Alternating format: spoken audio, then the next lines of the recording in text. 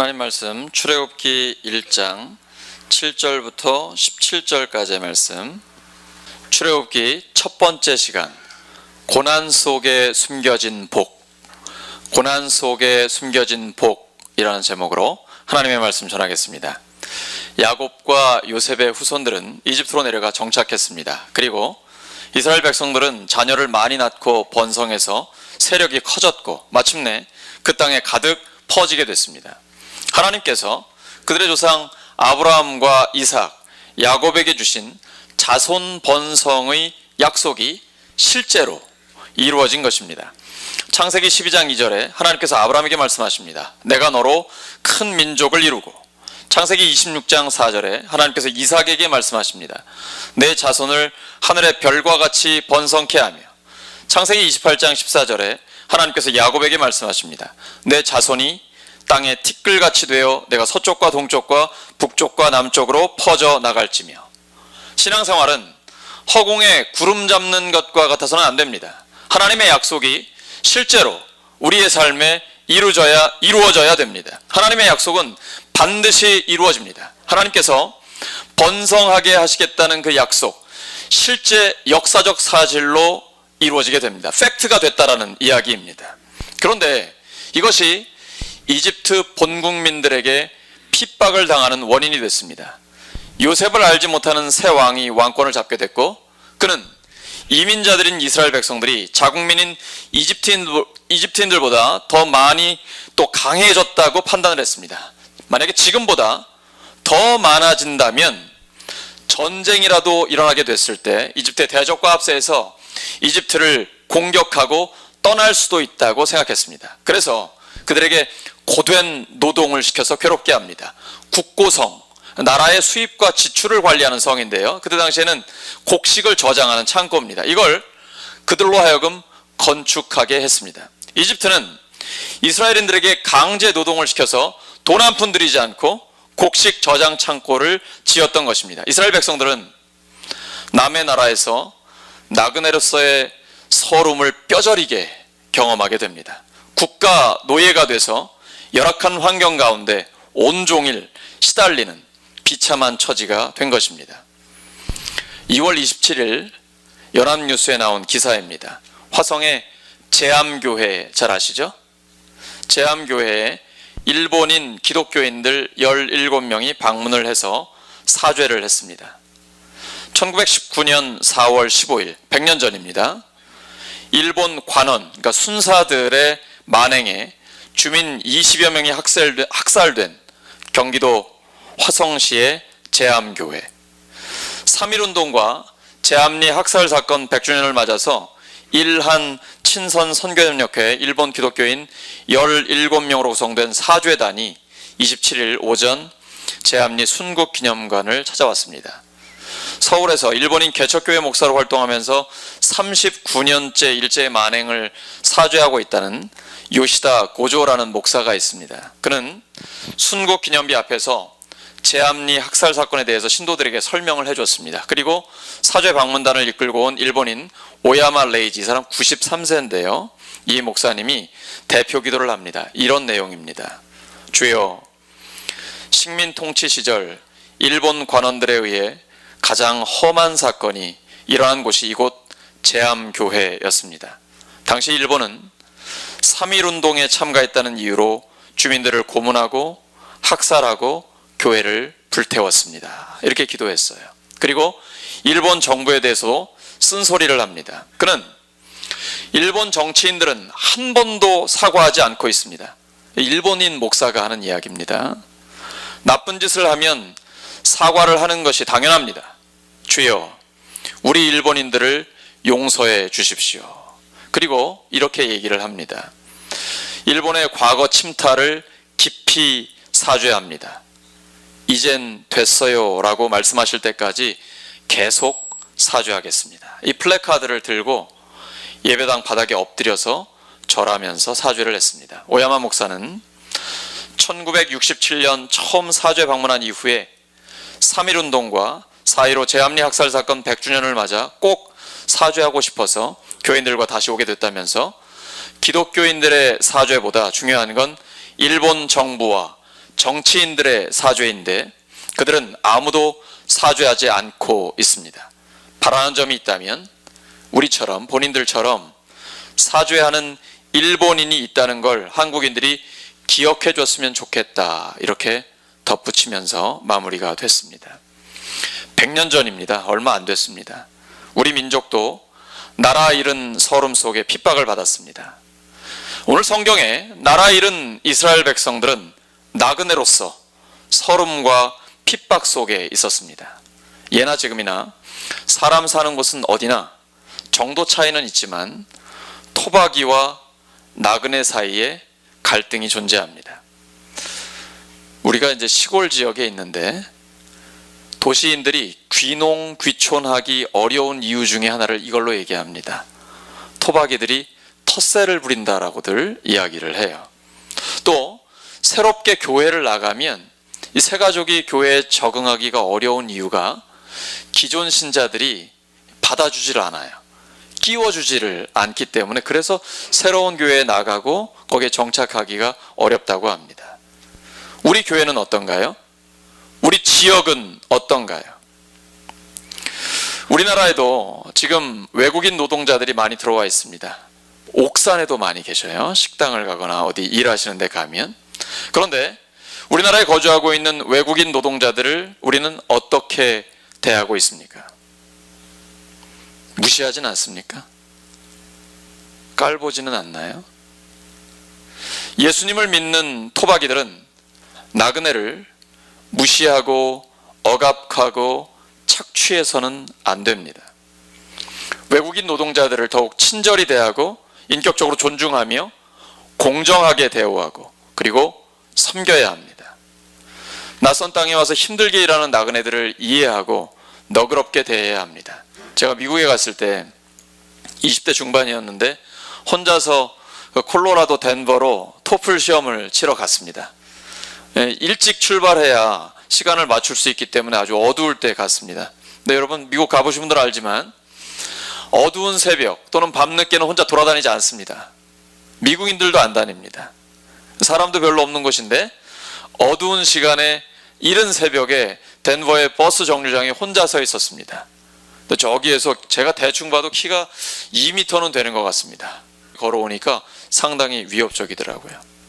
이 낯선 사람은 낯선 문화에 가면, 그러니까 나그네는 다른 나라에 가서 낯선 문화에 가면 늘 긴장하게 됩니다. 제 친구 선교사들이 이슬람권이라든지 많은 중국이라든지 낯선 지역에 많이 가 있는데 이상하게 스트레스가 많아요. 누가 해코지 않은 것도 아닌데 항상 시달려요. 이제 한국으로 들어오면 안식년이 돼서 와서 쉬게 되면 건강이 많이 회복이 되고 살도 찌고 그렇습니다. 나그네의 서름이라는 것이 그런 것이죠. 근데 지금 이스라엘 백성들은 이집트에서 토박이들에게 나그네로서 학대를 당하고 있습니다. 고된 육체 노동을 당하고 있습니다. 본문 보시죠. 나그네라는 이유 때문에 그들을 국가 노예로 만들어가지고 무거운, 사람으로서는 감당하기 어려운 일을 시키면서 심히 괴롭게 합니다. 이렇게 고된 육체 노동을 시킵니다. 고되게 육체 노동을 하신 분들은 잘 아시겠지만 너무 피곤해서 부부관계도 할 수 없잖아요. 그러니까 지금 이 이집트인들은 그걸 노린 거예요. 더 이상 아이를 낳지 못하게 하는 거죠. 그런데 정반대의 현상이 나타났습니다. 그 다음 보세요. 12절. 그러나 학대를 받을수록 더욱 번성하여 퍼져나가니 애굽 사람이 이스라엘 자손으로 말미암아 근심하여. 학대를 받을수록 더 아이들을 많이 낳고 번성했습니다. 억압당하는 소수민족이 저항할 수 있는 이거밖에 없습니다. 인구를 늘려가는 것밖에 없죠. 근데 인구를 늘려가면 특별히 남자들이 많아지면 노동력과 군사력이 강해지는 것입니다. 학대를 받을수록 점점 더 번성해 갔습니다. 이스라엘 백성들은 국가 노예로서 미래가 보이지 않고 죽음만이 기다려지는 고난의 현장에서 하나님께서 함께 하시는 것을 경험했습니다. 억압을 받으면서도 더욱 번성하게 된 것은 하나님이 복을 주신 결과입니다.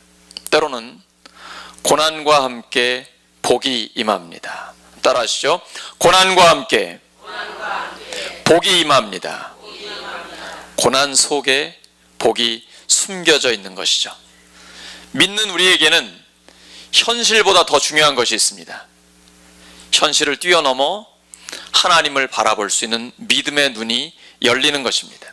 고난 속에 숨겨져 있는 복은 믿음의 눈으로만 간파할 수 있습니다. 포착할 수 있습니다. 믿는 자에게 더욱 중요한 것은 현실 그 자체가 아닙니다. 현실을 어떻게 대하느냐, 태도가 훨씬 더 중요합니다. 우리의 현실보다는 이 현실을 대하는 태도가 믿는 자에게는 훨씬 더 중요한 것입니다. 시편 119편 71절에 이렇게 기록되어 있습니다. 고난을 당한 것이 내게는 오히려 유익하게 되었습니다. 그 고난 때문에 나는 주님의 율례를 배웠습니다. 시편은 이러한 고난 가운데 하나님을 찬양하고 희망을 바라보는 노래로 가득합니다. 시편 71편 14절입니다. 나는 내 희망을 언제나 주님께만 두고 주님을 더욱더 찬양하렵니다. 이런 사람에게는 탄식이 찬송으로 바뀌게 됩니다. 희망을 보았기 때문입니다. 하나님이 고난 가운데 함께 하시고 고난 중에 복을 숨겨놓으신 것을 발견할 수 있기 때문입니다. 그리고 내게 주신 하나님의 은혜를 기억하는 것입니다. 감사하는 것입니다. 자족합니다. 하나님이 하시는 그 모든 일은 사람의 생각이나 능력을 뛰어넘습니다. 그래서 고난 가운데 이스라엘 백성들은 더욱 번성하게 됐습니다. 그들을 학대했던 이집트인들은 이스라엘들을 더욱 싫어하게 됐습니다. 도저히 감당할 수 없는 업무량을 맡기게 됩니다. 흙을 이기게 하고 벽돌을 만들게 하고 농사의 여러 가지 일들을 시키게 됩니다. 근데 안 돼요. 산하 제한이 안 돼요. 점점 더 아이들이 많아지고 인구가 늘어나면서 강성해지는 겁니다. 다른 방법 찾았습니다. 히브리 산파들을 2명 불렀어요. 산파들이 많이 있었을 텐데 그 중에 대표 2명을 부른 겁니다. 너희들이 히브리 산모들 아이 낳는 거 도와주러 갔을 때 만약에 남자아이면 죽여라 라고 이야기를 했습니다. 이때 당시에는 왕의 말은 곧 법입니다. 왕의 말을 지키지 않으면 죽습니다. 이제 산파들에게는 2가지 선택이 있습니다. 남자아이들을 죽이느냐 아니면 내가 죽느냐, 선택의 기로에 놓여 있습니다. 이때 산파들은 제3의 길을 선택하게 됩니다. 하나님을 바라보게 되는 것이죠. 그 다음 말씀이 17절입니다. 산파들은 왕을 두려워하기보다는 하나님을 두려워했습니다. 왕이 두려운 존재 아닙니까? 자기를 죽일 수 있는데. 그런데 왕보다 하나님을 더 두려워했습니다. 예수님이 이렇게 말씀하셨습니다. 누가복음 12장 4절과 5절입니다. 몸을 죽이고 그 후에는 능히 더 못하는 자들을 두려워하지 말라. 죽인 후에 또한 지옥에 던져놓는 권세 있는 그를 두려워하라. 전 8살 때부터 어머니 따라서 교회를 다녔는데요. 사춘기 되니까 성경이 믿어지질 않더라고요. 하나님 눈에 안 보이잖아요. 그러니까 하나님 믿는 것이 너무 힘들었어요. 성경을 읽어도 순 다 뻥 같아요. 믿을 수가 없는데 제가 20대 초반이 됐을 때 하나님께서 제 안에 주신 마음은 뭐냐면 지옥이 있을 것 같다라는 마음이에요. 내가 이 상태로 있다가는 지옥 갈 것 같다라는 두려움.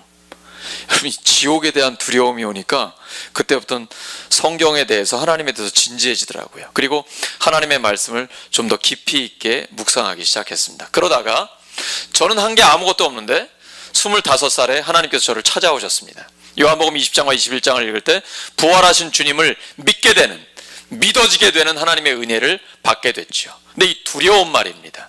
사람은 아무리 지금 힘이 세다, 돈이 많다, 권력이 있다 해도 나를 지옥으로 보낼 수는 없습니다.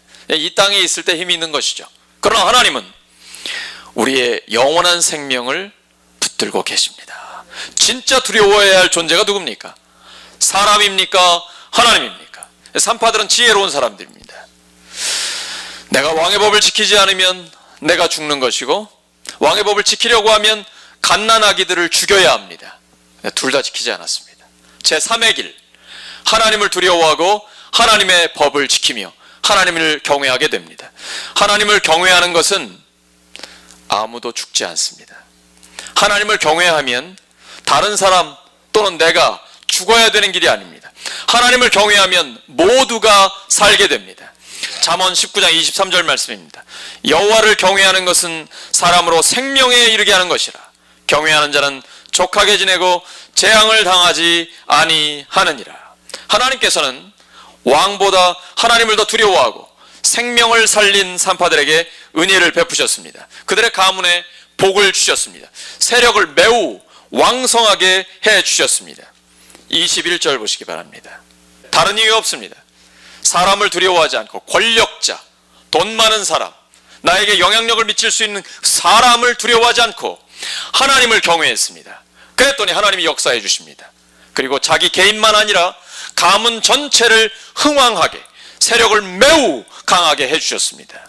어제 우리가 가정의 영성 함께 묵상했는데요, 자손 대대로 믿음의 가문으로 하나님 앞에 세력이 왕성하여 하나님께 영광 돌리는 가문 되기를 원하지 않습니까? 그러려면 하나님을 경외해야 합니다. 사람을 두려워하지 않고 하나님을 경외할 때에 자손 대대로 하나님의 흥왕케 하는 역사, 세력을 왕성케 하는 하나님의 역사가 우리의 삶에 임할 줄로 믿습니다. 이러한 하나님의 복이 여러분 모두에게 임하기를 예수님의 이름으로 축원합니다. 하나님께서 능력으로 우리의 삶 가운데 역사해 주십니다. 그래서 시편 기자는 이것을 알기 때문에 이렇게 노래합니다. 시편 73편 28절이죠. 하나님께 가까이함이 내게 복이라. 그것이 가장 큰 복입니다. 그러면 이 명령을 내린 이집트 왕이 산파들을 가만두겠습니까? 산파들을 불렀어요. 너희들 왜 남자아이들 죽이지 않았냐? 산파들이 뭐라고 대답해요? 아주 간단합니다. 히브리 산모들은 이집트 여인들과 달라서 얼마나 건강한지 내가 도착하기도 전에 순풍순풍 벌써 나았습니다. 말이 돼요? 담대하죠. 지혜롭죠. 사람을 두려워하지 않고 하나님을 두려워하는 사람은요, 담대합니다. 권력자 앞에서도 두려움이 없이 지혜롭게 말할 수가 있는 것입니다. 이 방법도 통하지 않으니까 이집트 왕은 더 잔인해집니다. 모든 백성들에게 이야기합니다.